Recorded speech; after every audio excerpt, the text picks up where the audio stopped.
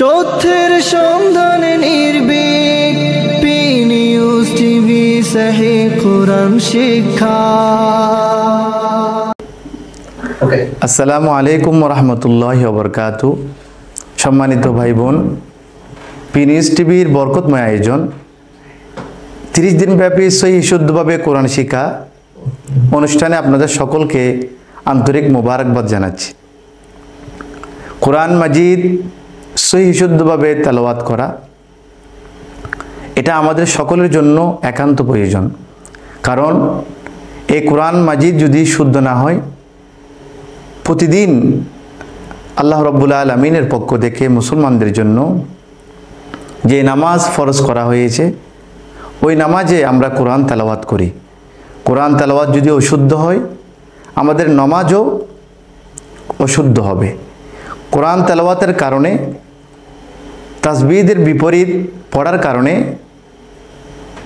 নামাজকে পুনরায় আদায় করতে হয় এবং পাঠককারী ফাসেক হয়ে যায়, গুনাহগার হয়ে যায়। সম্মানিত ভাই বোন, আমাদেরকে সহি শুদ্ধভাবে কোরআন তেলাওয়াত শিখতে হবে। আর এই তেলাওয়াত শেখার জন্য যে সমস্ত নিয়মকানুন জানা দরকার, সেগুলো আমাদেরকে আত্মস্থ করতে হবে। আমরা যদি একটু মনোযোগ দিয়ে 30টি ক্লাস আমরা মনোযোগ দিয়ে আমরা শ্রবণ করি, দেখি এবং একটু অনুশীলন করি, চর্চা করি, ইনশাআল্লাহ তাআলা আল্লাহ রাব্বুল আলামিনের তৌফিকে আমরা কোরআন মাজিদ সহি শুদ্ধভাবে তেলাওয়াত করতে পারবো। সহি শুদ্ধভাবে কোরআন তেলাওয়াত করতে গেলে যেসব নিয়মকানুন জানা দরকার, তন্মধ্য হতে আজকে আমরা কয়েকটি বিষয় জানব। প্রথমত, আনা শব্দ পড়ার নিয়ম। সম্মানিত ভাই বোন, আমরা মাদ বিষয়ক টেনে পড়া বিষয়ক ক্লাসে আমরা বলেছি খালি আলিফ পূর্বে জবর হলে টেনে পড়তে হবে, কিন্তু কোরআন মাজিদে এই আনা শব্দটি শুধুমাত্র 4 জায়গায় টান হবে। বাকি সব ক্ষেত্রে আমাদেরকে তাড়াতাড়ি পড়তে হবে।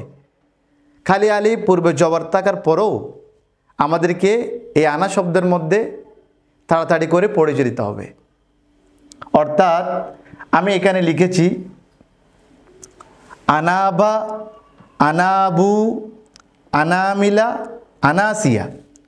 সূরা ফুরকান শরীফের আয়াত নম্বর 49, সূরা আলে ইমরান শরীফের আয়াত নম্বর 119, সূরা জুমার শরীফের আয়াত নম্বর 17, সূরা লোকমান শরীফের আয়াত নম্বর 15।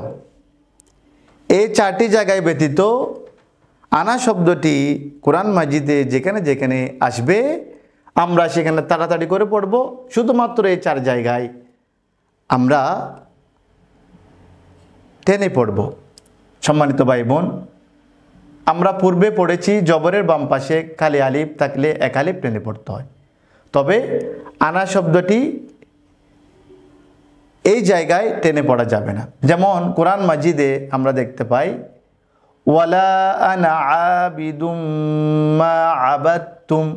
এখানে আনা এটা টেনে পড়া যাবে না, এটাকে তাড়াতাড়ি করে পড়তে হবে।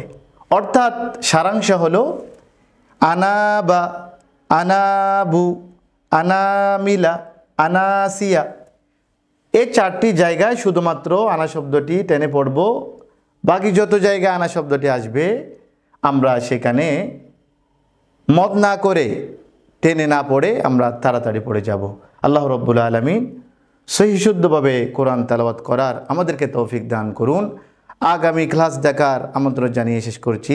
আসসালামু আলাইকুম ওয়া রাহমাতুল্লাহি ওয়া বারাকাতুহু।